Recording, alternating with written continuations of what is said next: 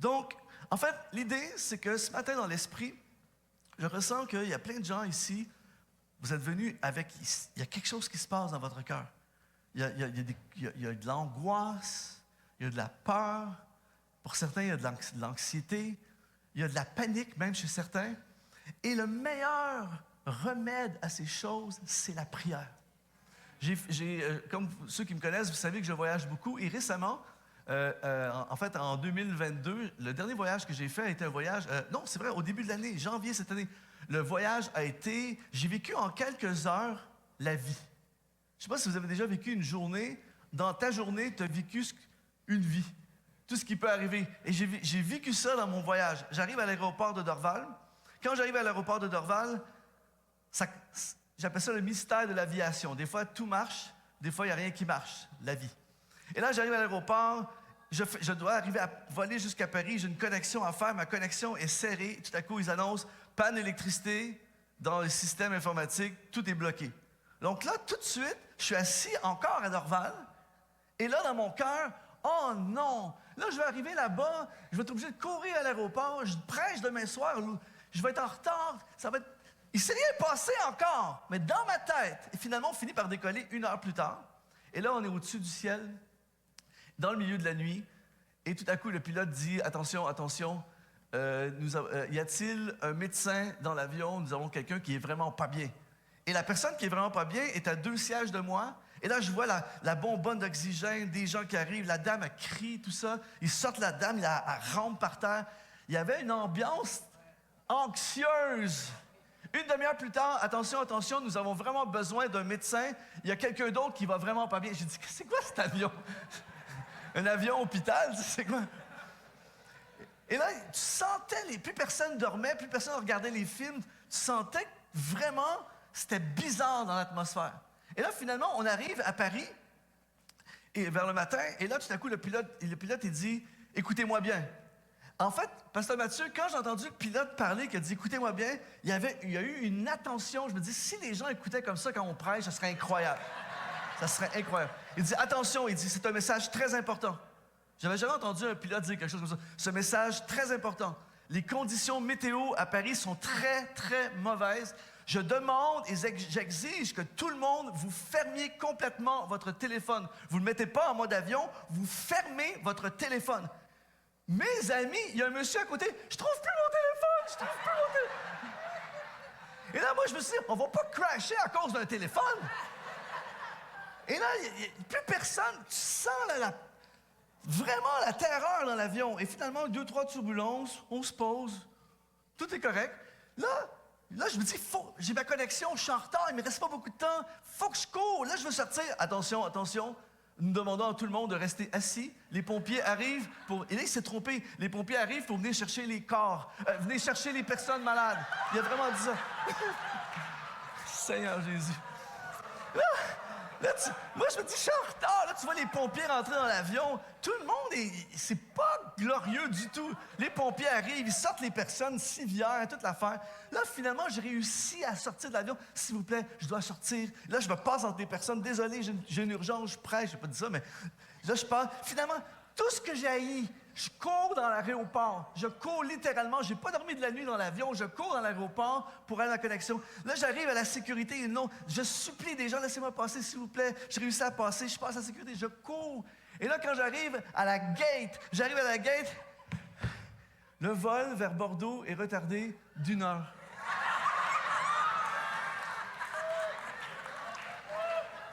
Là, je suis assis au salon Air France en train de prendre un petit café.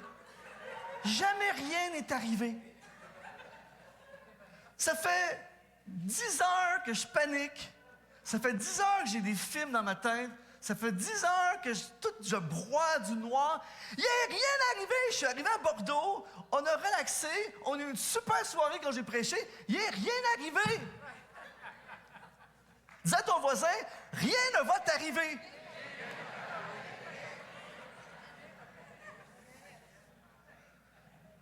C'est pour ça qu'on a besoin de prier. Je veux vous proposer ce matin 3 prières. C'est très simple. Mais 3 prières qu'on commence à partir de demain matin. Moi, je fais ça presque à tous les jours de ma vie. Ça a changé ma vie. Les 3 prières simples que je vais vous partager demain matin quand vous priez. J'ai un plan de prière. Un jour, je vais vous expliquer mon plan de prière au complet. Mais dans mon plan de prière, ça aurait été trop long. Il y a 10 choses dans mon plan de prière. Mais je vous en donne 3 tous les matins ou presque. Je présente ces 3 choses dans mon plan de prière matinal. Ça change tout. Ça a tout changé. Il y a des fois que je sens moins l'impact et il y a des fois que je sens vraiment l'impact. Mais je veux dire à quelqu'un, demain matin, tu vas commencer à vivre un méga impact. La première prière, c'est la prière pour la volonté de Dieu. Je m'attendais à avoir des éclats de Amen, mais c'est pas grave. La chose la plus importante dans notre vie cette année, c'est le plan de Dieu. C'est la volonté de Dieu. J'aimerais dire à quelqu'un, Dieu a un plan pour ta vie. Je pense qu'il y a un problème de batterie dans le micro. Des mots simples. Dieu, ça c'est le Dieu de l'univers. Dieu a un plan pour ta vie. Le Dieu de l'univers, le créateur du ciel et de la terre, celui qui peut tout, celui qui sait tout, celui qui a accès à tout, l'omnipotent, omniprésent, omniscient, le Dieu tout-puissant a un plan pour ta vie. C'est pour ça que quand Jésus a enseigné ses disciples comment prier, qu'est-ce qu'il a dit dans Matthieu chapitre 6, verset 10? Il a dit, quand vous priez, priez que ton règne vienne, que ta volonté soit faite sur la terre comme au ciel. À partir de demain matin, chaque jour de votre vie, tu te lèves et dans ta prière quotidienne, tu dis, Seigneur, que ta volonté soit faite aujourd'hui, cette semaine, ce mois-ci, cette année, que ton plan se fasse dans mon travail, dans ma famille, dans ma carrière, dans ma business, dans mon ministère, rien d'autre que ton plan. Je t'assure, basé sur la parole de Dieu, que quand vous allez commencer à faire cette prière, peut-être la journée 1, il n'y aura pas nécessairement des résultats, mais tu déclenches quelque chose dans le monde spirituel. Et tout à coup, tout ce qui n'est pas aligné dans ta vie avec le plan de Dieu va t'être révélé. Tout à coup, tu vas dire, qu'est-ce que je fais dans cet emploi? Tout à coup, qu'est-ce que je fais dans cette géographie? Tout à coup, qu'est-ce que je fais dans ce projet? Tout à coup, pourquoi je dépensais mon argent là-dedans? Que ta volonté soit faite. Mardi matin, que ta volonté soit faite. Mercredi, que ta volonté soit faite. Le patron arrive et dit, t'es licencié. Mais là, toi, non, mais jeudi, tu te fais licencier. Mais tu ne peux pas être négatif. Ça fait depuis lundi que tu pries que ta volonté soit faite. Ah, c'est bon. T'es licencié le jeudi. Vendredi matin, il y a de l'intensité dans la prière. Que ta volonté soit faite. Samedi, dimanche, lundi, mardi, tout à coup, bang! Nous avons... tu reçois un message, un email. En fait, il y a 3 ans, tu as envoyé tu as juste fait une affaire comme ça en fou. Tu as envoyé ton nom pour un poste de fou, 3 fois le salaire que toi, c'est sûr que ça ne marchera pas. Tu envoies ça pendant le COVID, tu as envoyé ça, tu y penses même plus. Et là, tout à coup, le mercredi suivant, bonjour, monsieur, nous avons étudié votre candidature concernant le poste. Serait-il possible de vous rencontrer dans les prochains jours?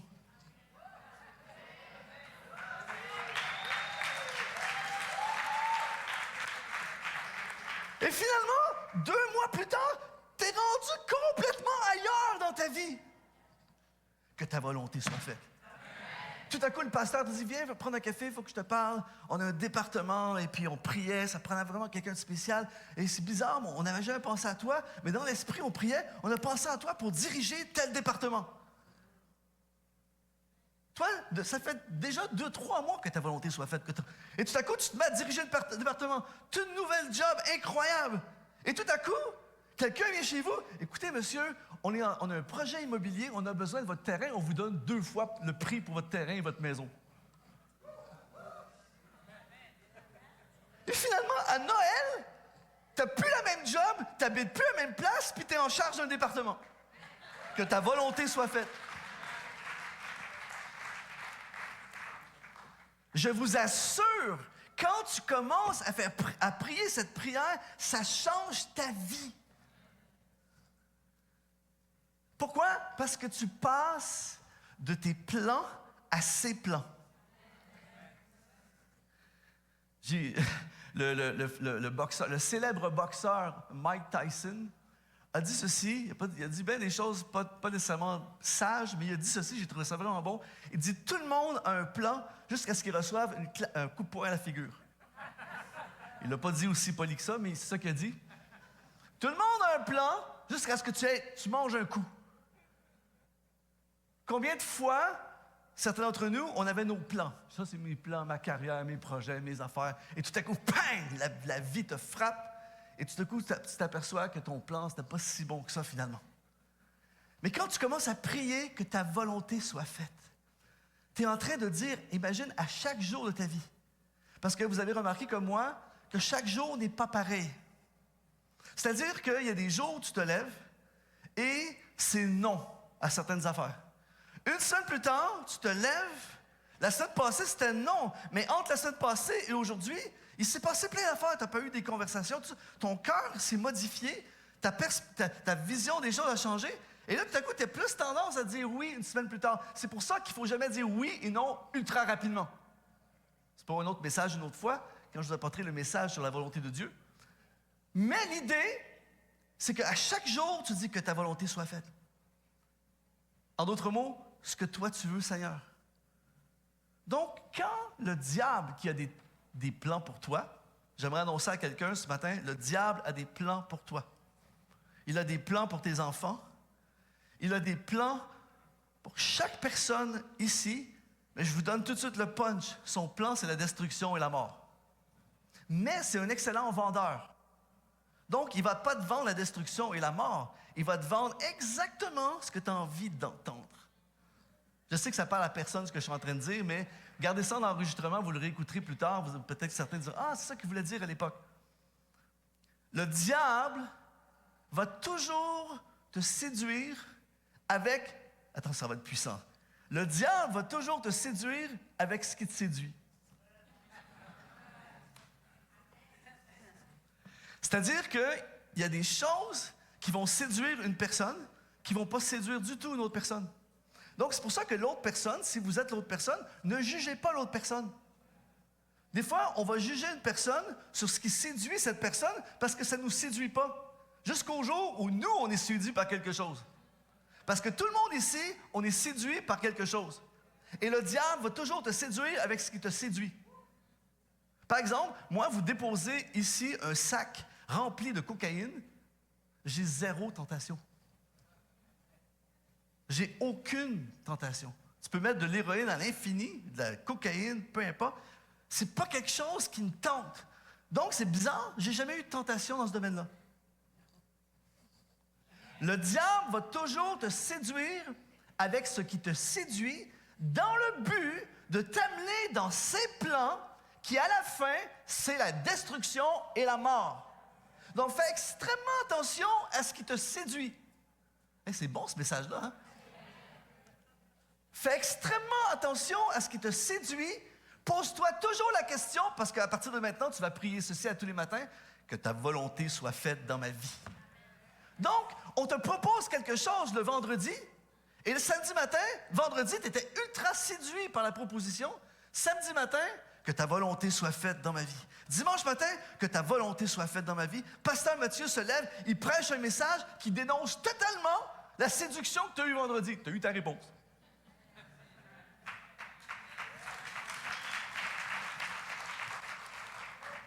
Tes plans. Alors que Dieu, lui, ses plans, il n'utilise pas la même méthode que le diable. Dieu, quand il présente ses plans, une des choses qu'il aime faire, c'est terrifier. Pas dans un sens péjoratif, mais il va toujours te présenter quelque chose qui est trop grand pour toi, qui te dépasse, qui implique la foi.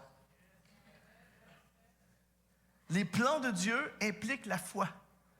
Dieu aime la foi. Dieu bénit la foi. Si tu veux avoir la bénédiction, est la foi, qu'il en soit fait selon ta foi. Donc, le plan de Dieu est quelque chose qui t'étire, quelque chose qui fait peur, quelque chose que souvent ça ne te tente pas au début, quelque chose qui... Mais, à chaque matin, que ta volonté soit faite dans ma vie. Et tout à coup, une des choses qui est magnifique avec le Seigneur, c'est que Dieu connaît nos cœurs et Dieu change les cœurs. C'est pour ça aujourd'hui, je fais très attention avant de dire « jamais de la vie ». Je ne ferai jamais ça. Je n'irai jamais là-bas.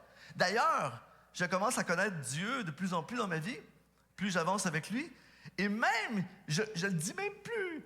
C'est-à-dire qu'il y a des choses que des fois je me dis « ah, jamais », mais j'ose pas le dire parce que je sais qu'il va changer mon cœur puis je vais vouloir y aller. Par exemple, Dieu veut t'amener en Chine. J'invente un scénario. Dieu veut t'amener en Chine. Il veut t'amener en mission en Chine. Et toi, tu dis, jamais de la vie. J'aime trop le Canada, Ottawa, la capitale. On est bien. Wow, j'aime mon église, le son. Jamais de la vie, je n'irai à Hong Kong en mission. Jamais. Et Dieu, mais à chaque matin, tu dis, que ta volonté soit faite. Que ta volonté soit faite. Et tout à coup, un dimanche, tu arrives à l'église ici, pasteur Mathieu dit, écoutez, ce matin, c'est spécial.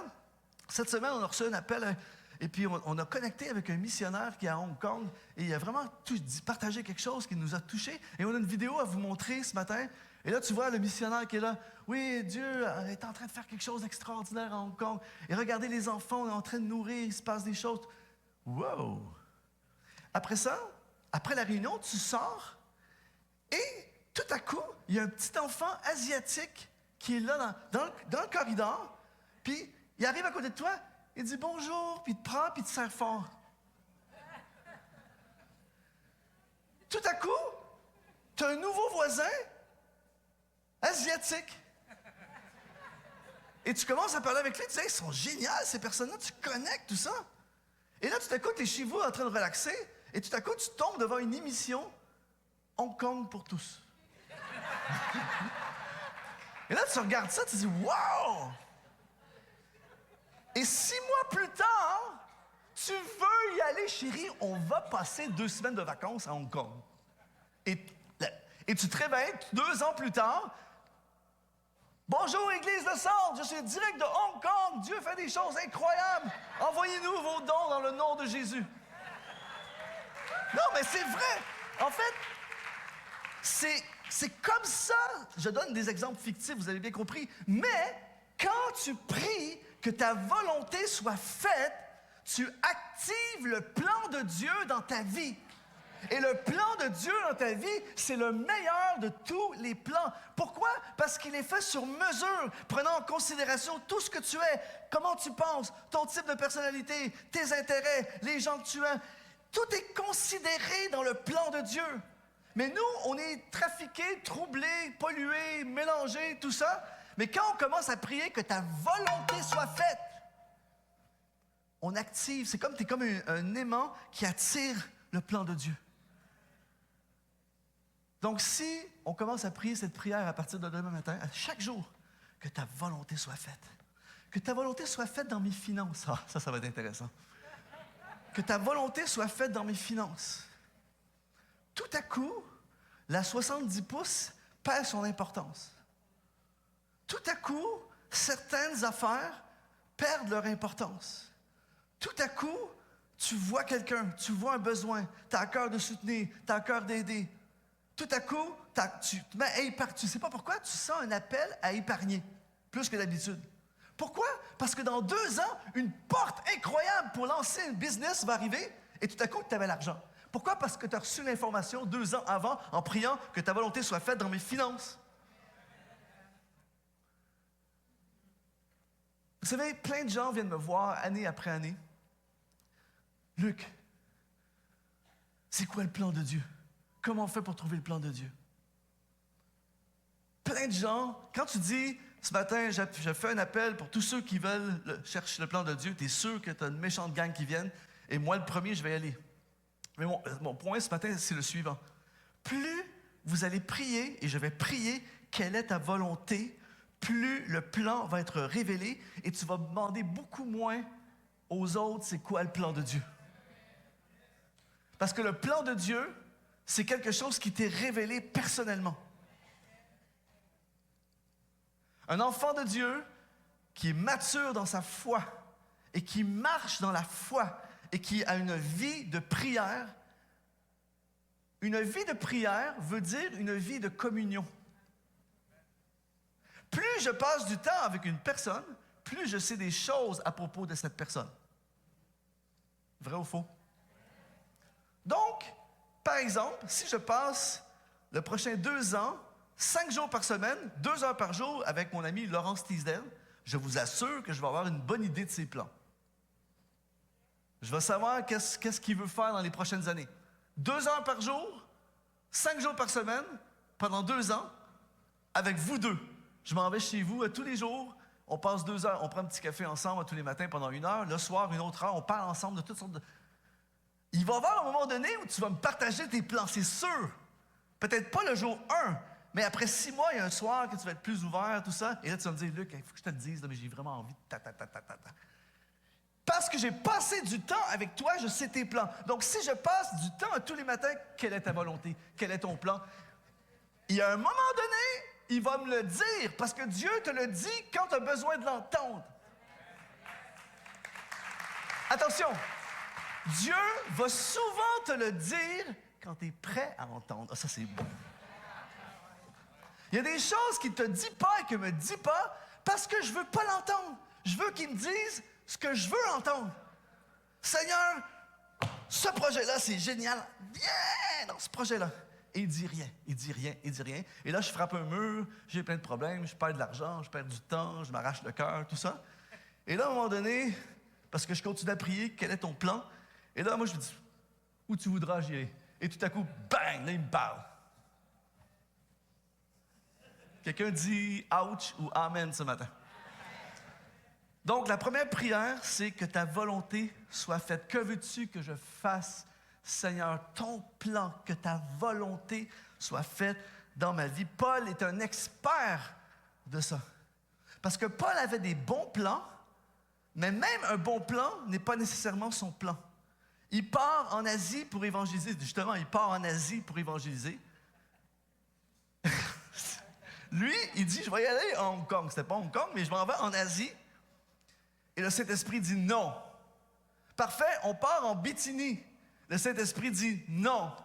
Il va se coucher un soir. Bang! Vision d'un Macédonien. Il se lève le lendemain matin. Parfait, on va en Macédoine. Dieu appelle... Je prie pour des appels de Macédoine dans cette salle ce matin, dans le nom de Jésus, parce que tu as frappé non, tu as frappé un mur, non, non, non, et maintenant la saison Macédoine est arrivée pour quelqu'un ici ce matin dans le nom de Jésus. Que ta volonté soit faite dans ma vie. La deuxième prière, celle-ci, je la prie vraiment, j'ai vraiment besoin de la prier tous les matins. C'est, dans mon plan de prière, c'est écrit « Prière pour la perspective de Dieu ». À chaque jour, je prie pour la perspective de Dieu basée sur Romains chapitre 12 qui dit « Soyez transformés par le renouvellement de votre intelligence ».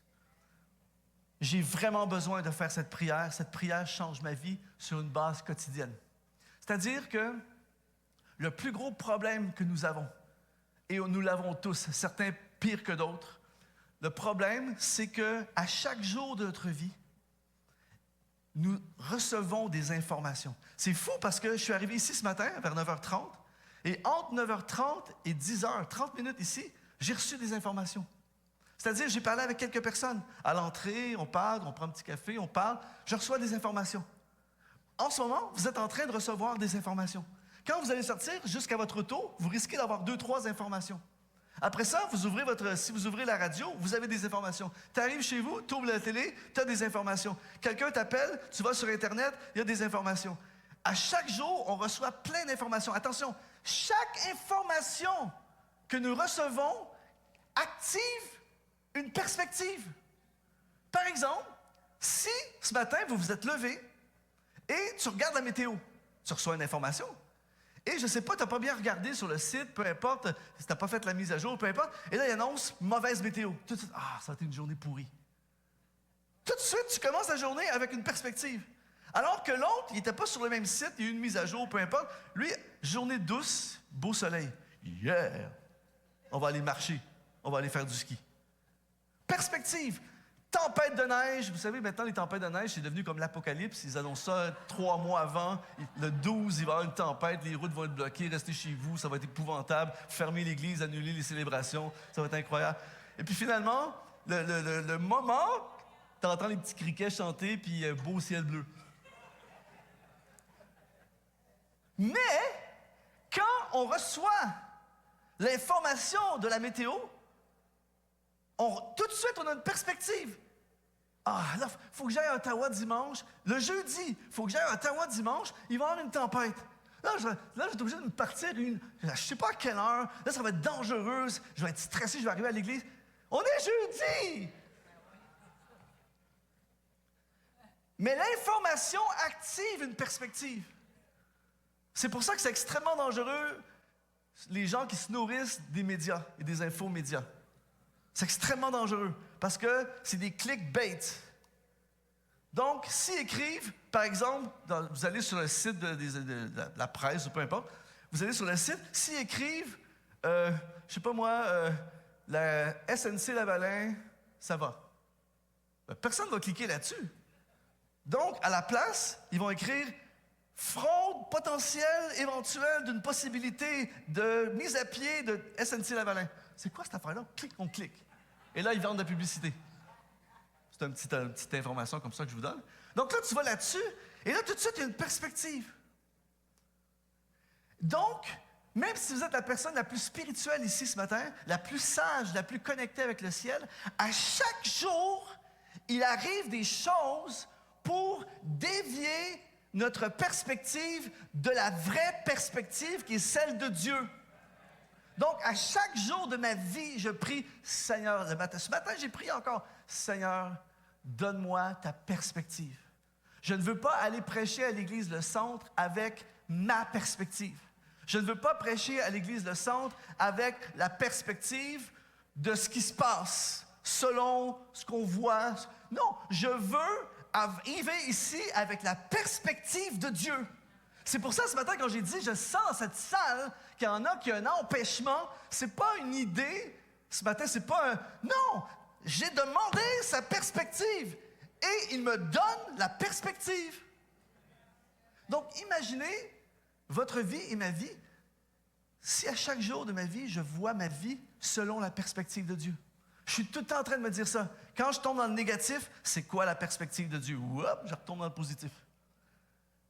Aussitôt que je commence à avoir peur, c'est quoi la perspective de Dieu? Aussitôt que je m'inquiète, c'est quoi la perspective de Dieu? Aussitôt que j'angoisse, c'est quoi la perspective de Dieu? Et tout à coup, la perspective de Dieu est toujours une perspective de possibilité, d'espoir, de solution, de provision, de guérison, d'intervention, de miraculeux, de surnaturel. Donc, peut-être que là, ça va bien. Mais je t'assure, peut-être dans 2 semaines, il va arriver 2, 3 affaires. Tu te lèves, Seigneur, quelle est ta perspective? Tu entends une mauvaise nouvelle, quelle est ta perspective? Soyez transformés par le renouvellement de l'intelligence afin que vous discerniez le point numéro 1. Quelle est la volonté de Dieu? Quelqu'un qui a la perspective de Dieu a la volonté de Dieu. Comprend la volonté de Dieu. Souvent, nous ne comprenons pas le plan de Dieu parce que nous sommes en mode perspective humaine. Donc, ce n'est pas logique dans ma perspective, selon la perspective de mes parents, selon la perspective sociale, selon la perspective économique. Ce n'est pas logique de se lancer dans ce projet-là. Mais dans la perspective de Dieu, c'est ça qu'il faut faire. Donc, à chaque matin, Seigneur, quelle est ta perspective? En fait, l'une des choses dans ma vie, en fait, il faudrait que j'écrirais un livre, ça s'appellerait « Perspective ». Parce que tout le monde ici, c'est fascinant. Tout le monde ici, vous avez une perspective. Il y a des gens qui disent « un blouson bleu de même, c'est génial ». Il y a d'autres qui disent « mais pourquoi il porte ça? » Tout le monde a une perspective. Il y a des gens qui disent « ah, j'aime ça son style ». Il y a d'autres qui disent « vas-tu finir? » C'est vrai. Tout le monde a une perspective. Il y a des gens qui disent qu'il y a trop de monde ici. Il y a d'autres gens qui disent quand est-ce qu'on fait de la place? Il y a quelqu'un qui arrive ici. Ah, ça, c'est une méga church. C'est pas fait pour moi. Il y a quelqu'un d'autre qui va arriver et va dire come on, plus de monde. On remplit ça. Deux perspectives qui sont activées par qu'est-ce que vous avez reçu avant. Mais je ne suis pas en train de dire ta perspective est bonne, ta perspective n'est pas bonne. Je ne suis pas en train de dire celui qui dit que c'est une méga church, il n'est pas bon. Non, je suis en train de dire quelle est la perspective de Dieu. Qu'est-ce que Dieu veut faire avec cette Église? Qu'est-ce que Dieu veut faire avec moi dans cette Église? Comment Dieu voit Pasteur Mathieu? Pas comment je vois Pasteur Mathieu. Comment Dieu voit Pasteur Mathieu? Qu'est-ce que Dieu veut faire avec Pasteur Mathieu? Quelle est la perspective de Dieu avec Jean? C'est bon en passant. Dieu a une très bonne... Surtout avec ta barbe, c'est génial comme ça. Quelqu'un dit Amen ce matin? C'est fou, je prends l'avion l'autre jour, turbulence épouvantable. Et là, il y a une dame à côté de moi, ça m'est arrivé quelques reprises dans ma vie. La dame, elle prend ma main, « Aidez-moi, monsieur! » Qu'est-ce que tu veux que je fasse? La madame était terrifiée, elle me prend vraiment fort. « Aidez-moi, j'ai peur, aidez-moi! » En fait, j'avais pas peur jusqu'à ce qu'elle me prenne le bras. J'ai commencé à m'a transmis sa perspective. La perspective a changé lorsque 2 rangées en avant, j'ai vu des enfants, à chaque fois que ça sautait, « Wow! Wow! » Vraiment! La même situation, t'as l'autre qui est en train de m'arracher le bras, puis t'as l'autre qui sont dans les manèges. Perspective. Il y a quelque temps, je prêche dans une église. Il y a un monsieur qui vient, j'ai une église où je prêche depuis plusieurs années. C'est pas l'église de Sand, mais c'est une église où je prêche depuis plusieurs années. Il y a un monsieur qui vient me voir après la réunion. Il me dit, il faut que je te le dise, ça fait longtemps que je voulais te le dire, mais là, je te le dis aujourd'hui. T'as pas idée à quel point je taillissais. OK. J'espère qu'il y a un punch positif à la fin. Puis il me dit ça, mais avec un beau sourire, tu sais. T'as pas idée à quel point je taillissais. Il dit, en fait, moi, j'allais à l'église pour faire plaisir à ma femme. Et je voulais rien savoir de l'église, tout ça. Mais ma femme, j'aime ma femme. Puis elle me disait, viens à l'église. Donc j'y allais, mais je mettais ma minuterie pour que ça finisse le plus vite possible. Puis quand toi, t'étais là, je me disais, ah, pas lui! Pas lui! En fait, si on savait ce que les gens ils pensent pendant qu'on prêche. Hein? Elle vient me voir à un moment donné, elle me dit, hey, tu te teintes-tu les cheveux? Elle, là, elle me dit ça. J'ai dit, c'est ça que tu penses pendant que je prêche? Non, je ne teins pas mes cheveux.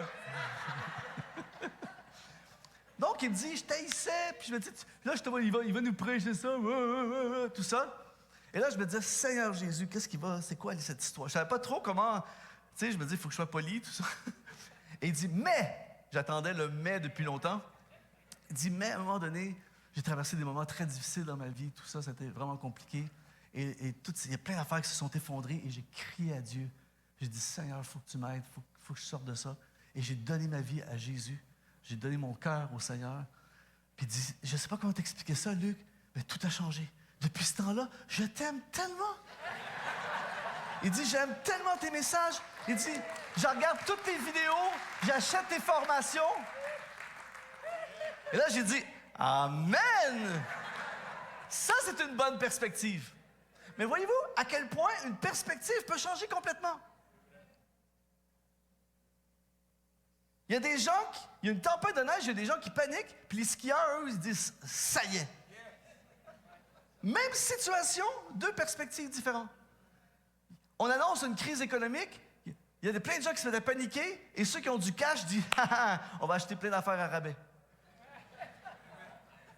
Même situation, 2 perspectives. Alors c'est pour ça qu'on a besoin de faire cette prière tous les matins. Seigneur, quelle est ta perspective? Comment tu vois cette situation? Donne-moi de voir avec tes yeux, de comprendre comme toi tu comprends la perspective de Dieu. Renouvelle mon intelligence. Je suis allé prendre un café avec quelqu'un de notre église, il n'y a pas longtemps de ça. Et c'est un homme d'affaires, un immigrant qui est arrivé au Canada il y a quelques temps de ça. Et il a démarré une business ici et ça a explosé vraiment. Et juste une semaine avant que je prêche à l'église, il y a eu une très mauvaise nouvelle. Il a reçu une lettre de Immigration Canada disant que ses demandes, tout ça, ça ne marche pas et qu'il doit quitter le pays. Et là, il y a un down qui a tombé dessus, une angoisse, une panique. Enfin, j'ai quelque chose qui marche. Puis là, il faut que je parte. Puis il était vraiment déprimé. Et là, il vient à l'église ce dimanche matin. Tu ne sais jamais qui est dans la salle et qu'est-ce que les gens vivent. Et moi, ce dimanche matin-là, dans mon message, je parlais dans ma prédication sur les brands, les marques de commerce. J'expliquais, par exemple, que Louis Vuitton, chaque brand a une promesse. Donc, j'expliquais, par exemple, Louis Vuitton, c'est prestige, luxe, tout ça. Et McDo, c'est t'es mort dans 2 jours. Tu sais, chaque produit a une promesse. Et là, j'ai dit, aux gens, j'ai dit, Jésus, lui, sa promesse, c'est il prend les choses impossibles et les rend possibles. C'est ça qu'il fait. Et là, tout à coup, quand j'ai prêché ça, ça a activé en lui, toute sa perspective a changé. Et à la fin, j'ai fait un appel en avant pour ceux qui avaient des impossibilités dans leur vie. Puis il s'est levé, puis il a dit, Seigneur, c'est ça que tu fais? C'est ça ta spécialité? J'ai une impossibilité, fais quelque chose. Et là, il s'est avancé en avant, fais quelque chose. Ça, c'est le dimanche. Le mardi ou le mercredi, il reçoit une lettre disant, finalement, nous avons étudié votre dossier, nous avons je ne sais pas trop quoi. Bienvenue au pays.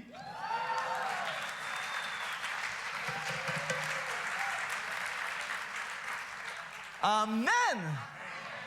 Perspective. Je dis amen à mon message. Et la dernière prière, très rapidement, parce que je viens de voir le temps passer, ça a changé ma perspective. La dernière prière ce matin, est-ce que vous êtes prêts pour une dernière prière? La prière numéro 3 que vous faites, que je vais faire à partir de demain matin, c'est une prière pour son courage. Une prière pour le courage de Dieu. Chaque jour de ma vie, et certains jours, c'est plus intense que d'autres jours, je prie que Dieu me donne le courage. Je m'appuie sur Actes chapitre 4, verset 29. Ils sont menacés à fond. Et maintenant, Seigneur, vois leurs menaces et donne à tes serviteurs d'annoncer ta parole avec une pleine assurance, en étendant ta main pour que se fassent des guérisons, des miracles, des prodiges par le nom de ton saint serviteur Jésus. Et quand ils eurent prié, le lieu où ils étaient assemblés à Ottawa trembla, et ils furent tous remplis du Saint-Esprit, et ils annonçaient la parole de Dieu avec... Donc, ça commence au début avec de l'angoisse, et eux, ils avaient des vraies raisons. À l'époque, c'était pas juste je vais écrire quelque chose sur Internet contre toi. Non, t'es mort. Jésus il n'y a pas longtemps qu'il a été crucifié à la croix. Et il y a vraiment une atmosphère de peur. En fait, la peur et la panique et le manque d'assurance, en général, nous fait diminuer notre vision. Ah, finalement, on ne fera pas si gros qu'on pensait. Finalement, on n'ira pas si loin. On se calme. Le but du diable, c'est de te calmer. Dans le sens de te calmer de tes ambitions spirituelles. De t'empêcher d'être à fond dans le plan de Dieu. Et il y a des fois, je suis certain que beaucoup de personnes ici l'ont déjà vécu. Moi, je l'ai vécu souvent dans ma vie. Il y a des moments, parfois, où notre courage est attaqué. Il y a des moments, il y a des matins où je me lève, où j'ai vraiment moins de courage. Je manque de courage. Je manque de courage face à ce que je dois affronter cette semaine. Je manque de courage face à cette situation dans mon ministère. Je manque de courage face à cette épreuve dans ma vie. Je manque de courage face à cette bataille que je ne sais pas comment je vais triompher. Il y a des matins que tu n'as pas de courage d'être même aller travailler. Et quelqu'un qui marche constamment en perte d'assurance et de courage va diminuer son intensité spirituelle, va perdre sa flamme, va s'éloigner parce que le plan de Dieu demande du courage. Donc, tu vas t'éloigner du plan. Et eux, ce qui est en train d'arriver, c'est ça. C'est qu'eux, la mission, c'est Jérusalem, Samarie, Judée, jusqu'aux extrémités de la terre. Mais là, on les menace, prison, mort, tout ça. Et là, la Bible dit, qu'est-ce qu'ils ont fait? Ils ont prié. Que tu nous donnes de l'assurance. Et tout à coup, bang, ça a activé la puissance du Saint-Esprit. Le lieu a tremblé. Et qu'est-ce que ça finit comment? ils annonçaient la parole de Dieu avec assurance. C'est pour ça que Dieu a dit à Josué, fortifie-toi et prends courage. Il y a un défi de fou devant lui, c'est le plan de Dieu. Mais il y a des fois, j'ai pas le courage. Fortifie-toi et prends courage. Et quand tu fais la prière pour le courage, ça active quelque chose d'extraordinaire. Demain matin, à partir de demain matin, tous les matins, Seigneur, donne-moi le courage. Donne-moi le courage d'avancer aujourd'hui. Tu n'as pas besoin de demander le courage pour toute l'année. Courage pour aujourd'hui, parce que tu sais que tu vas faire cette prière encore demain matin. Aujourd'hui, donne-moi le courage d'affronter le patron. Donne-moi le courage d'affronter ce client indésirable. Donne-moi le courage d'affronter cette facture. Donne-moi le courage d'affronter Revenu Québec, pour ceux qui vivent au Québec. Donne-moi le courage d'affronter le médecin. Donne-moi le courage d'affronter cette situation compliquée avec mes enfants. Et demain matin, tu refais encore cette prière. Donne-moi le courage pour aujourd'hui. Donne-moi le courage d'avancer. Et je ne sais pas comment, mais Dieu va activer une force en toi. Je termine avec ceci. Il y a quelque temps de ça, j'ai parlé avec quelqu'un, et des fois, quand tu parles avec quelqu'un, ça te ramène des histoires que tu as vécues dans ton passé. Et en parlant à l'étranger, en parlant avec un leader, on s'est rappelé de quelque chose, puis ça m'a tellement touché. En fait, c'est quelque chose que j'avais presque oublié, que j'ai vécu. En fait, j'ai vécu en France, il y a quelques années, un moment de découragement, mais d'un niveau très, très, très, très intense et rapide. Vous savez, est-ce qu'il y a quelqu'un qui a déjà vécu ça sait que tu peux perdre ta dose d'encouragement, tu peux la perdre très rapidement. Un email, puis ça peut changer ta journée. Et en quelques minutes, quelques instants, j'ai sombré dans un trou noir vraiment de découragement. En fait, je suis dans une tournée là-bas. C'est la fin de ma tournée. Je suis samedi soir. Ça se termine demain. Là, je suis content. Je me dis, demain, on va avoir un bon dimanche, puis je retourne chez nous, tout ça. Donc, quelqu'un me prête une maison pour dormir. Donc, j'arrive là, j'ai la maison, j'ai les clés. J'arrive le soir, à la fin de la soirée. Je monte au 2e étage. Je me couche. Le dimanche matin, je me lève pour me faire un petit café, me préparer pour la dernière journée de ministère là-bas. Et en descendant, j'arrive dans la salle principale. Et je dis, il y a quelque chose de bizarre ici. Il n'y a plus rien. En fait, ma guitare n'est plus là. Toutes mes affaires ne sont plus là. Mon portefeuille n'est plus là. Mon passeport n'est plus là. Mon argent n'est plus là. Mes chaussures ne sont plus là. Il y a des voleurs qui sont entrés pendant la nuit, pendant que je dors, et ils ont tout piqué. Et c'est le jour où j'ai eu cette grande révélation, un voleur, ça vole. Si vous ne savez pas ça fait quoi un voleur, ça vole. Tout volé, j'ai plus rien. J'ai plus rien, plus d'identité. Tout mon argent, tout l'argent. J'ai des cartes d'identité, passeport. En quelques secondes, il y a un découragement hallucinant qui m'a tombé dessus. C'est comme s'il y avait un comité de l'enfer qui me parlait. Tu vois, ça ne sert absolument à rien. Ça fait 10 jours que tu te donnes corps et âme. Ils ont tout piqué ton argent. À cette époque-là, je vendais des albums, tout ça, des CD. Tout l'argent des albums, tout ça. Ils ont tout piqué. Ça ne sert absolument à rien. Tout ce que je voulais, c'est m'en aller chez nous, mais je ne peux même plus m'en aller. J'ai plus de passeport, j'ai plus rien. Je vous dis, là, je suis un down intense. Puis là, je me dis, la première chose qui va à l'esprit, c'est sûr que je prêche. Ils trouveront quelqu'un pour prêcher. Moi, je ne prêche pas aujourd'hui. J'ai pas de Bible, j'ai rien. J'ai pas de chaussures, j'ai pas de souliers. C'est fini.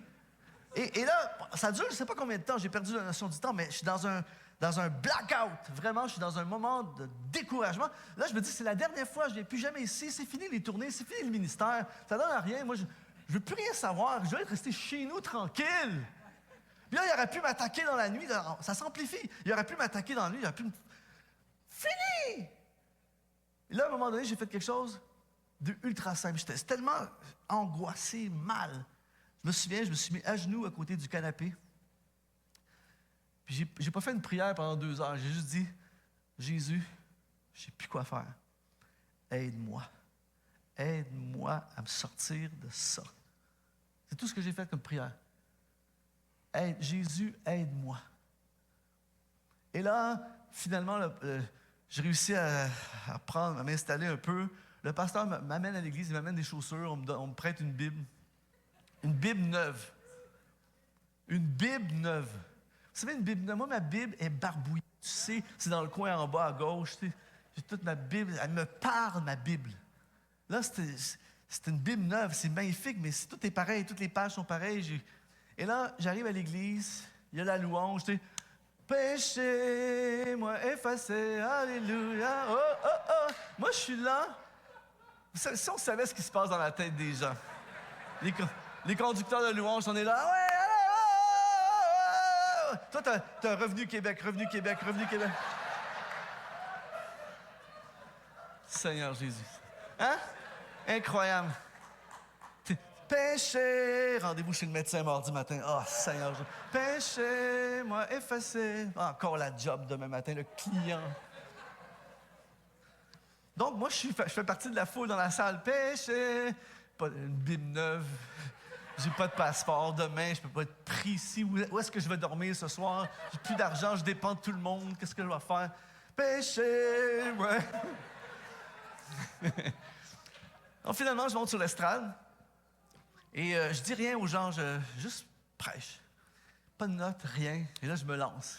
Là, je commence à dire 2-3 trucs. Puis à un moment donné, je dis, en tout cas, quoi qu'il arrive, tu n'abandonnes pas.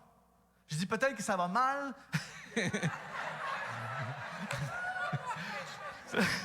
Peut-être t'es découragé en ce moment, mais surtout, tu n'abandonnes pas. Et là, dans mon message, je l'ai dit au moins 20 fois, tu n'abandonnes surtout pas, quoi qu'il t'arrive. En fait, j'ai pas de notes, donc je redis la même chose. N'abandonne pas, quoi qu'il arrive, surtout, tu n'abandonnes pas. Avec tout ça. Et finalement, je finis mon message. Quand je finis, il y a un monsieur assez costaud qui s'en vient vers moi et il me prend littéralement dans ses bras. Et c'était vraiment un grand monsieur costaud. Je suis disparu dans son étreinte. Et là, il me regarde, il pleurait le monsieur, puis il dit « Merci, merci, merci. » Il dit « T'as pas idée à quel point tu étais en plein dedans ce soir, ce matin. » Je dis « Ah ouais? » Il dit « Je suis un pasteur, je ne suis pas dans mon église ici, je suis dans la région. » Il dit « Hier soir, samedi soir, j'étais avec ma femme. J'ai dit à ma femme, c'est fini, je suis plus capable. Le ministère, c'est fini, on n'a plus d'argent, on a juste des problèmes, ça ne marche pas, je suis découragé, je ne veux plus rien savoir, j'annonce ma démission. » Sa femme a dit, « OK, vous savez, souvent, les femmes ont des paroles de sagesse. À qui savent les écouter? » Elle dit, OK, mais donne une chance au Seigneur. Demain matin, on va écouter le pasteur canadien, il prêche là-bas, on va l'écouter. Si Dieu ne te parle pas, on arrête. OK. Lui, il vient ce matin-là. Surtout, tu n'abandonnes pas. Surtout, tu lâches pas. Quoi qu'arrive, tu n'arrêtes pas. Donc, il prend, Dieu va parler. Et là, moi, j'étais content. Mais là, dans ma tête, je me dis, j'espère qu'il ne m'est pas tout arrivé ça juste pour lui.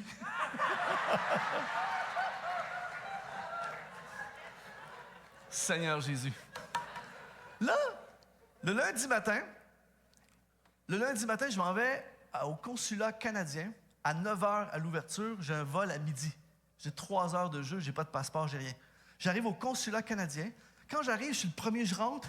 Il y a une dame qui était là, c'est un petit bureau. Il y a une dame qui était là un peu snob. Tu sais, dans le sens, avec sa tasse de café, elle dit « Quel est votre problème? » Et là, je lui explique ma situation. Elle dit « Ah, vous en avez de la chance, vous. » Je dis « Ah oui? » Elle dit « Vous avez vraiment de la chance, vous. » Je dis « Pourquoi? » Elle dit « Je suis la seule qui peut autoriser les passeports temporaires. Je ne travaille jamais le lundi, mais j'ai pas bien dormi cette nuit, tout ça. Et ce matin, je me suis dit, pourquoi pas? Incroyable! Pourquoi pas? Et là, elle me dit, remplissez, ta. Après ça, on va prendre des photos. Elle a contacté le Canada, tout ça, je sais pas. Jusqu'à l'aéroport, je prends l'avion, j'arrive chez moi. Quand j'arrive chez moi, j'appelle mon assurance. Et le monsieur des assurances vient chez moi. J'explique la situation, tout ça. Il dit « Ah, il n'a pas dit vous en avez de la chance, mais c'est presque ça qu'il a dit. » Il sort le contrat. Et en fait, il y avait la clause 1843B écrite en miniature qui est toujours à ton désavantage. Il dit « Vous êtes assuré partout dans le monde. » Il dit « Combien vous voulez? » Là, j'ai dit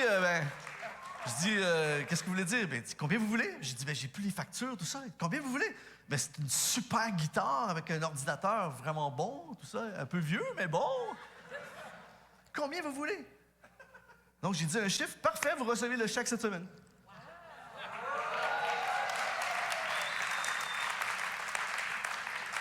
Tout a commencé par Jésus, aide-moi. À chaque matin, à partir de maintenant, on vient devant le Seigneur. Seigneur, donne-moi le courage. Il y a des journées que tu vas sentir moins le besoin, mais je t'assure qu'il y a des matins qu'il va se passer quelque chose. Et le Saint-Esprit va te donner le courage d'avancer une journée de plus, une autre journée de plus, une autre journée, hop, une micro-victoire, une journée de plus, une autre micro-victoire, une journée de plus. Quelqu'un, pouf, une provision, pouf, un conseil, oh, une porte qui s'ouvre, une autre journée de plus, pang, un méga miracle. C'est comme ça.